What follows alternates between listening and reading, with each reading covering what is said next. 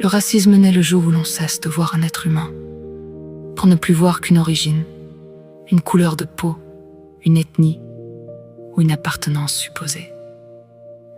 C'est le moment où l'individu disparaît derrière une étiquette, où son histoire, son caractère, ses actes et ses choix s'effacent au profit d'un préjugé. Le racisme ne juge pas une personne pour ce qu'elle fait, mais pour ce qu'elle est censée être. Il enferme des millions d'individus dans une même case, leur attribuant indistinctement des qualités, des défauts ou une prétendue valeur en fonction de leur naissance plutôt que de leur mérite. C'est la victoire de la généralisation sur la connaissance, du stéréotype sur la vérité. De cette vision naissent les discriminations, les exclusions, les humiliations et parfois les persécutions. Le racisme peut s'exprimer par les mots, les comportements, les lois ou les institutions, mais son mécanisme demeure toujours le même. Refuser à l'autre le droit d'être considéré avant tout comme un être humain, libre et égal en dignité. La démocratie s'oppose profondément à cette logique. Elle repose sur un principe fondamental. Chaque personne est égale devant la loi et bénéficie des mêmes droits fondamentaux, quelle que soit son origine, sa couleur de peau, sa langue, sa culture ou ses croyances. Elle protège les libertés individuelles tout en permettant le débat démocratique sur les politiques publiques. Dans une démocratie, il est essentiel de distinguer une personne de la politique menée par un État, débattre de l'immigration, souhaiter une meilleure maîtrise des flux migratoires, défendre une politique migratoire plus restrictive ou plus ouverte, ou encore discuter des conditions d'entrée et de séjour sur le territoire relèvent du débat politique. En soi, ces positions ne constituent pas du racisme. De même, soutenir l'expulsion de ressortissants étrangers condamnés, lorsque cette mesure est prévue par les lois d'un pays, n'est pas, en soi, une position raciste.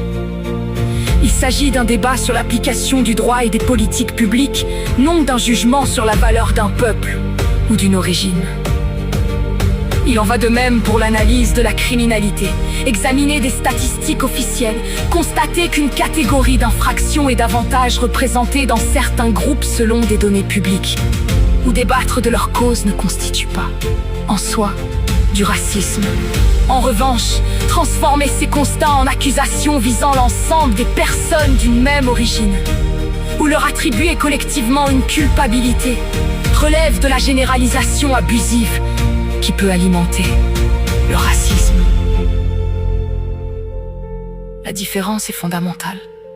Une démocratie permet d'analyser des faits, de débattre des politiques publiques et de critiquer des décisions.